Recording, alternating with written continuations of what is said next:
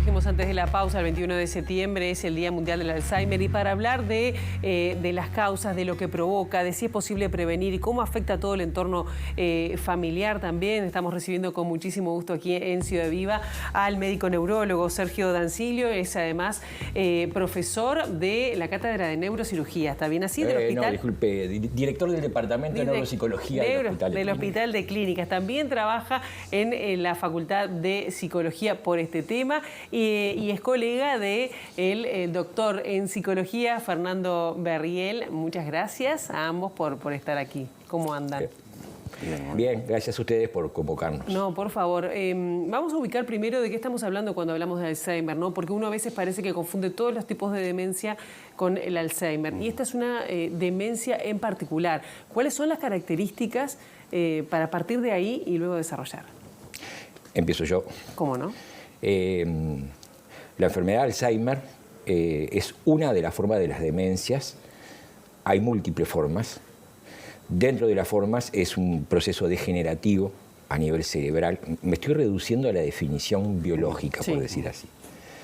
En la cual hay una pérdida de neuronas, de sinapsis, en determinadas regiones del cerebro, que después se generaliza. Es la forma más frecuente si uno toma todas las demencias en toda una población y sobre todo una población adulta. Desde el punto de vista epidemiológico debe de llevar entre el 60 al 50 y pico % de todas las formas de las demencias. La que le sigue, no está de más decirlo, son las de causa vascular, es decir, procesos cerebrovasculares que generan un determinado deterioro a nivel cerebral. Eso de manera muy sucinta. Las otras formas degenerativas son más raras. Enfermedad por cuerpos de Lewy, no sé si vale la pena. No, está bien, pero yo pienso, cuando uno habla de demencia senil, es decir, ¿cómo lo diferenciamos que se trata de Alzheimer y que no? ¿Por la edad de quien lo...? Bueno, primero una cosa que no estaría de más decirle acá en la TV, quizá Fernando estés de acuerdo, el término demencia senil ya se ha erradicado hace décadas. Se sigue usando. Por eso lo traje. Y justamente por eso creo que es importante decirlo en la televisión. Creo que por dos cosas, ayudarme si tenés algo que quieras objetar o aportar. Primero, demencia senil. Primero, preguntar, ¿existe la senilidad? Y como que el deterioro es producto de lo senil y del envejecimiento, y eso no es así. Entonces, no hay un deterioro que sea producto inherente al envejecimiento. Y la senilidad es un concepto también puesto en duda. Importante que Fernando lo pueda decir porque además él integra el núcleo interdisciplinario de estudios de la vejez, ¿no? De la Universidad de la República, ¿no? Sí. Los gerontólogos en general actualmente coinciden mucho con esta visión o han insistido mucho en erradicar esta terminología porque se suele asociar al envejecimiento con la enfermedad como una cosa general y esta asociación al revés de definir la demencia en función de una supuesta senilidad que hoy en día está muy discutida, pero sin embargo, como antes usábamos la expresión arteriosclerosis para cualquier problema de memoria que podía tener una persona mayor, hoy todavía se emplea ese término y hoy es un día para hablar de estas cosas, ¿no? Es muy complejo este fenómeno de las demencias, porque por suerte vivimos mucho más y entonces está mucho más presente en nuestras vidas, en nuestras sociedades, y además porque abarca todas las esferas de la vida, es decir, como decía Sergio, hay un componente biológico que explica, digamos, los procesos que están teniendo lugar en ese plano, pero afecta a la vida de las personas en todos los planos, ¿no? La vida de las personas y de las familias. Sí. Pero antes de ir a eso, me gustaría, para que la gente nos esté escuchando, es decir, hay factores que desencadenan, es hereditario, sucintamente, pero digo, para tener idea, y cómo puedo detectar si una persona tiene o puede padecer inicios de Alzheimer para estar atentos, ¿no? No sé, hasta por las edades. Sí. Bueno, comienzo también desde un punto de vista biológico, que de alguna manera lo transmitió Fernando, de que no es todo el problema, ni mucho menos. Claro. Pero acerca de la pregunta que hacías, hay una información genética que es necesaria que esté para que la enfermedad se produzca. Ahí viene la confusión con lo heredable. El asunto es que tienen que haber otros factores epigenéticos, es decir, en cuanto a si los genes se traducen, no se traducen, si interactúan o no. Y hay factores que todavía no se sabe bien cómo actúan a nivel de la interacción biológica, que tienen que ver con elementos sociales, culturales, es decir, aquella vieja idea de que lo biológico por un lado y lo cultural por el otro. Factores tóxicos, los mismos factores vasculares, la calidad de vida o factores como pueden ser enfermedades, el alcohol, como puede ser la falta de ejercicio, además de lo social, de lo cultural y de lo psicológico, interactúan a nivel biológico, favoreciendo de que esos genes se expresen. No es una enfermedad heredable como tal. Sí, no sé si se entiende la diferencia entre lo que es heredad, información genética, porque a veces la gente nos pregunta, bueno, pero si están los genes, no, pero no es lo mismo, la enfermedad no se hereda. Ojo, hay formas heredadas, son muy raras, son formas raras, familiares, son muy raras. Acá en el Uruguay, descritas, deben haber 4 familias, por ejemplo, para dar una idea, descritas por el ámbito médico, claro. Quizá haya más. En Colombia, Lopera, un investigador de nivel internacional, ha descrito muchos casos en determinados lugares de Colombia, pero son geografías y antropologías muy especiales de pueblos muy pequeños perdidos ahí entre las montañas con mucha endogamia. Claro, y yendo también a lo que ya vive una persona que tiene Alzheimer, sobre todo ya detectado, ¿cómo es que se puede atender también en ese contexto familiar y social, ¿no? Que puede vivir una familia, puede vivir una persona con Alzheimer, tener cierta libertad. ¿Cómo se abarca eso? ¿Cómo debería tratarse, ¿no? Porque a veces el enfermo no es solo el enfermo, claro. sino todo el entorno social. La enfermedad de Alzheimer, además, y las demencias, pero particularmente la enfermedad de Alzheimer, es una enfermedad larga. O sea, es una enfermedad que abarca una buena parte de lo que es la vida de una persona que la padece. Es una enfermedad que va pasando por distintas etapas, digamos, y que el conocimiento de cómo es que la persona la va transitando es fundamental para poder mantener los niveles de autonomía mayores. Hay una cosa que los psicólogos sociales, sobre todo los ingleses, describen en términos de la psicología social de la enfermedad, hablando del Alzheimer, que es cómo todo el entorno cambia en relación a partir del diagnóstico y cómo a veces eso implica como un exceso de enfermedad, en el sentido de que se le empiezan a atribuir a la enfermedad cosas que no son atribuibles a la enfermedad, o se empiezan a limitar excesivamente la capacidad de acción de las personas, y eso obviamente favorece como un aumento de un déficit, pero que en realidad no está dado directamente por la enfermedad. Entonces,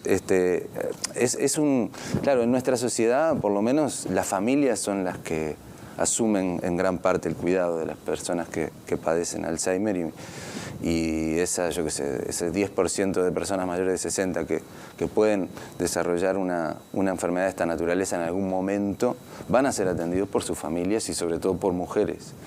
Y entonces pensar esas personas, qué instrumentos tienen esas personas para el cuidado y para ir acompañando un proceso que no debería limitar de entrada a la persona en todas sus capacidades de vivir, porque al contrario eso no lo va a beneficiar, sino que lo va a perjudicar, es un tema central, ¿no? Claro. Y una cosa que tú preguntabas que me parece importante destacar, ¿cómo nos damos cuenta? Sí, eso, porque digo, tiene como varias, claro, me imagino, porque muchas veces, claro, el olvido, los olvidos frecuentes o cuestiones así. Eso terrible nos pasa a... Claro, que nos pasa a muchos. Nos puede inducir al temor de estar padeciendo una enfermedad de esta naturaleza, para lo cual obviamente lo mejor es tener un diagnóstico lo más acertado posible, pero los olvidos son muy habituales a distintas edades y en función de situaciones vitales que vivimos. Después de que nos jubilamos, en la medida que vamos envejeciendo, hay fenómeno del olvido, existe y no tiene por qué estar asociado a una enfermedad de esta naturaleza. Por lo tanto, es un tema como a tomar con calma, ¿no? Claro. Es como cuando uno El olvido es uno. Sí, el olvido, ciertos niveles de confusiones o desorientaciones que se asocian al olvido, ciertos temas relacionados con el lenguaje, son las cosas que se empiezan a notar en muchas personas. De esas personas hay una minoría que de pronto está desarrollando una enfermedad de esta naturaleza. ¿Y qué es lo que lo hace propio al Alzheimer en manifestaciones? Claro, En estados más avanzados. Claro. Esa falta de memoria. En general tienen que estar afectadas como varias funciones cognitivas, no solo algún que otro olvido. Además tiene que haber una persistencia en el tiempo y como un avance, digamos, de esas pérdidas a nivel del lenguaje, a nivel de la memoria, a nivel de la capacidad de hacer algunas cosas. Y requiere de un diagnóstico neuropsicológico.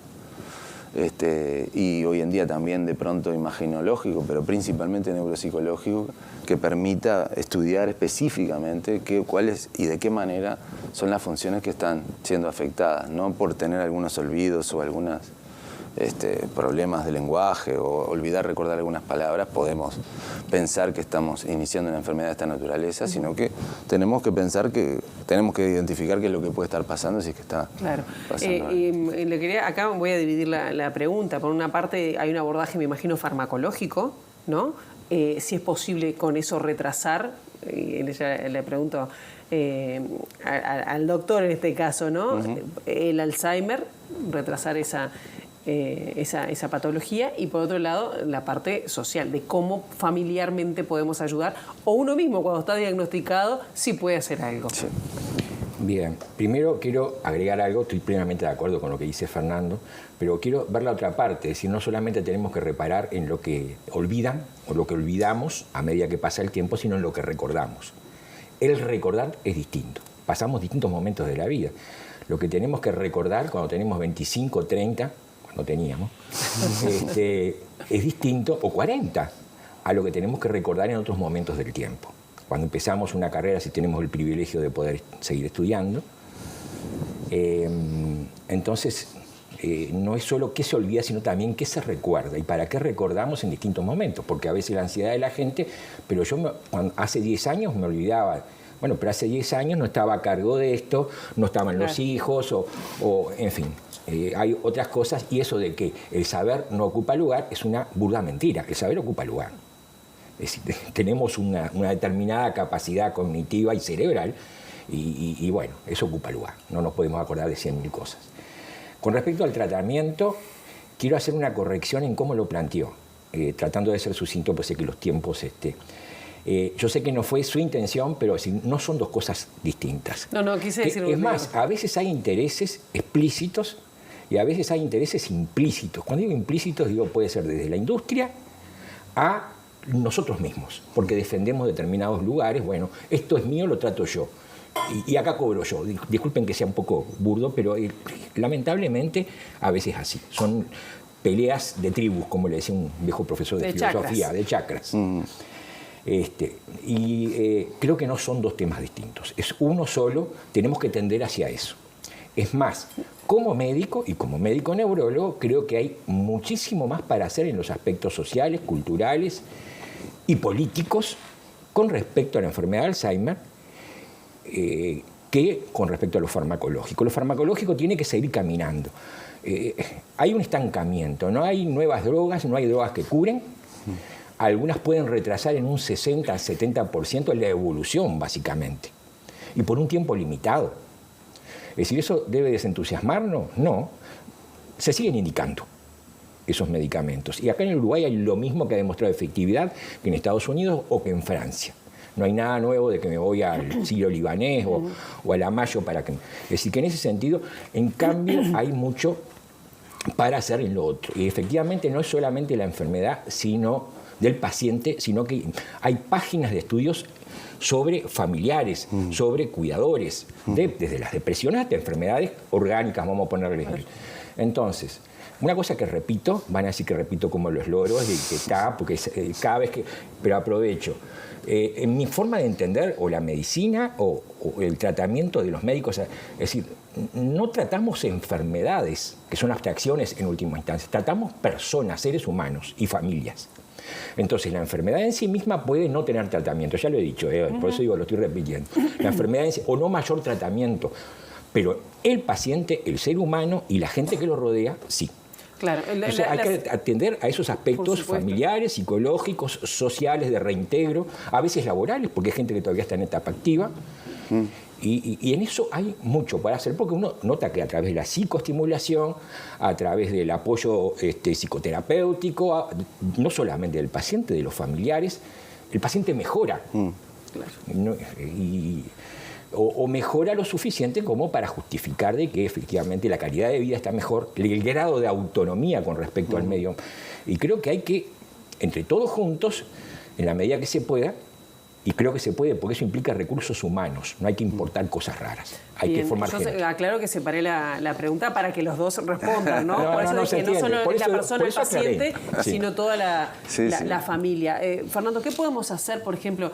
Pienso cuando escucho gente cercana, dice, bueno, pero me pregunta siempre lo mismo, hay que responder lo mismo, hay que dejarlo pasar, abre y cierra los cajones de la cómoda, lo dejo hacer, no lo dejo hacer.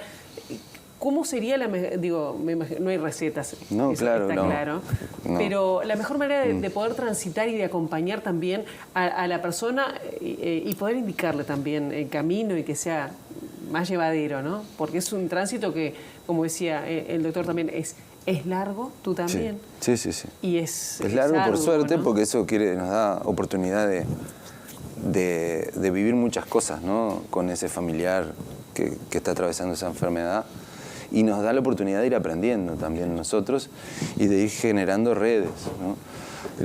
Hay un primer elemento que es no aislar a ninguna persona, ni a la persona que puede padecer esta enfermedad, ni tampoco a nadie que esté viviendo con esa persona, ¿no? O sea, tratar de evitar el fenómeno de que hay un único cuidador que asume totalmente esa responsabilidad por depositación del grupo y a veces porque esa persona se coloca ahí, tratar de repartir, de generar redes, tratar de sostener lo más posible la capacidad de acción de la persona que tiene un diagnóstico, por ejemplo, de Alzheimer, de incidencia de decisiones sobre su vida, tratar de mantener medios exigentes, porque esto de que le digo que sí a todo, yo que sé, le evito problemas, y no, a nadie le hace bien que le eviten todos los problemas, ¿no? Ni a nadie le hace bien que le digan que sí a todo. Si todos para tener una vida rica en todos los aspectos que la vida conlleva, necesitamos también un poco del conflicto, la fricción o el transitar por medios exigentes que nos planteen desafíos, ¿no? Claro que esto puede ser muy desgastante, ¿no? Por la reiteración de las cosas, porque bueno, estar todos los días ahí enfrentando más o menos los mismos problemas es muy desgastante y por eso es necesario, bueno, Sergio lo decía, pensar esto en términos de red. Pero no estoy pensando solo en las familias, estoy pensando en cómo las familias también pueden recurrir a otros recursos. Romper esta especie de lógica de que, bueno, uno envejece, desarrolla una enfermedad que puede ser, por ejemplo, el Alzheimer, y termina institucionalizado en una institución de larga estadía que en general no está preparada para esto, en el 90% de los casos no están preparadas para esto. Es decir, eso no es así. No debería ser así, pero requiere que pasen otras cosas. Claro. Una de las cosas que están pasando, por ejemplo, que yo quiero destacar, son de esos fenómenos que, por ejemplo, un movimiento en torno al Alzheimer que se está dando en Salto, un movimiento de usuarios y familiares de establecimientos de larga estadía que están planteando esta serie de cosas, transformar un poco las lógicas de estos lugares. Bueno, la propia Asociación Uruguaya de Alzheimer hace contribuciones interesantes para pensar de otra manera algunas de estas cuestiones. Es decir, necesitamos un movimiento social en torno a eso.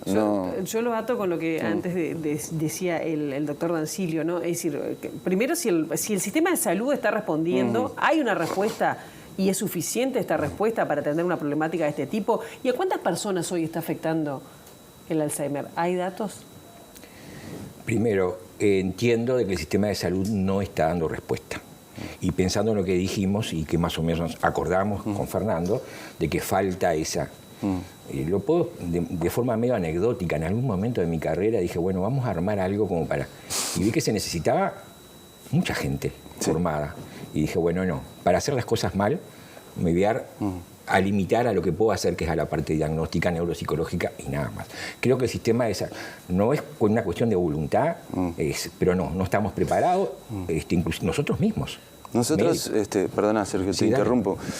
Una de las cosas, la literatura internacional muestra que las intervenciones no farmacológicas, es decir, la psicoestimulación, los grupos psicoterapéuticos, etcétera, distintos tipos de intervención, son igual o más efectivas que las intervenciones farmacológicas. Obviamente hay que complementarlas, complementándolas los resultados son aún mucho mejores. Pero claro, requiere equipos consolidados, requiere un trabajo continuo lleva mucho tiempo formar personas para esto y sostenerlo. Nosotros logramos en la facultad, en la colaboración interdisciplinaria, generar experiencias que prueban que se puede armar grupos psicoterapéuticos con personas con este tipo de enfermedades, que eso es beneficioso para las personas, para sus familias, para el entorno, que genera tramas sociales, vinculares nuevas. Y sin embargo sostener eso en el marco del sistema de salud fue un traslado que no hemos podido hacer. Claro. ¿Y en cuántas personas están diagnosticadas con Alzheimer? ¿Se sabe? No, la cantidad no se sabe. El último trabajo epidemiológico en el cual participó y es uno de los pioneros en ese tipo de trabajo en América Latina, que lo hizo el profesor Carlos Quechoyan, excelente trabajo, que se cita en otras partes del mundo. El porcentaje que dio en Apexer y en otros lugares donde hicieron era similar al de los países ricos, por distintas razones, no porque nosotros seamos ricos. ¿Y eso estamos diciendo que es? Estamos diciendo que aproximadamente 100.000 personas padecen la enfermedad en distintas partes de la etapa. Claro, es decir, ya con el diagnóstico hecho. 100.000 en es Uruguay. Mucho, sí. Es mucho. En distintos, algunos de forma leve. Si me disculpan, yo sé cómo son, tengo una idea, perdón, cómo son los tiempos de la televisión, pero hubo algo que quedó colgado y en relación a lo que dijo Fernando que quiero destacar. Primero, con respecto a la sintomatología hay algo muy importante, que es lo que en la jerga médica se llama falta de conciencia de morbidez. Eso empieza al principio. Pérdida del insight, es decir, el paciente no sabe que tiene esa dificultad. No sabe que la memoria está en menos o no sabe que determinadas facultades, manejar un auto o prender una cocina o encender o salir a la calle porque tiene un problema topográfico para orientarse. Eso genera problemas reales al paciente primero y a la familia después. Y hay problemas también afectivos porque no hay una evolución. Si me dan 2 minutos, hago de vuelta, porque a veces los ejemplos concretos sirven para ilustrar. Un familiar de un paciente me decía, bueno, a mí me pasó que alguien de mi familia se muere de cáncer, agoniza y todo. En todo momento sentí el agradecimiento profundo de yo estar cerca. Con el paciente con Alzheimer no sucede eso. Es decir, y encima de eso me rezonga. Yo soy la única hija que me hago cargo de él y es la única que trata mal, las otras no sé, puede sonar medio... Pero esa falta de conciencia de morbidez es muy importante porque genera problemas también afectivos. Y lo otro, perdón, pero era con respecto a la mujer, que también lo dije en otro medio, hay un problema de género, creo, si me dejan hablar de ese tipo de cosas, a un hombre, digo. Yo dije 70% aproximadamente de las cuidadoras son mujeres en otro medio. Creo que me quedé corto, porque después revisé y están por encima del 80%. Es decir, que los pacientes con deterioros y demencias hoy en el Uruguay dependen de las mujeres, básicamente. Y bueno, ¿cómo hacemos? Que ven perjudicada su vida, ¿no? Eso es algo importante. Como hijas, como esposas. Hija, esposas, hija y esposa en primer lugar. Bien, nosotros tenemos que ir cerrando, nos queda un capítulo afuera, pero será motivo para invitarlos en otro momento, que tiene que ver con el estigma, ¿no? Que de alguna manera... Sí, de alguna manera creo que Fernando lo por eso, mencionó. debo decir, de ese aislamiento, ese de no hablar, la vergüenza de que, no sé, mi padre tiene demencia. Todo lo que suponemos que implica tener Alzheimer, que muchas veces es erróneo, ¿no? Queda fuera, porque bueno, ahora vamos a estar hablando con un familiar que tiene a su cargo una persona con Alzheimer. Muchísimas gracias a ambos y bueno, quedamos para la próxima, ¿no? Otra vez, porque este tema da para mucho y no faltará oportunidad. Gracias a ustedes. Entonces,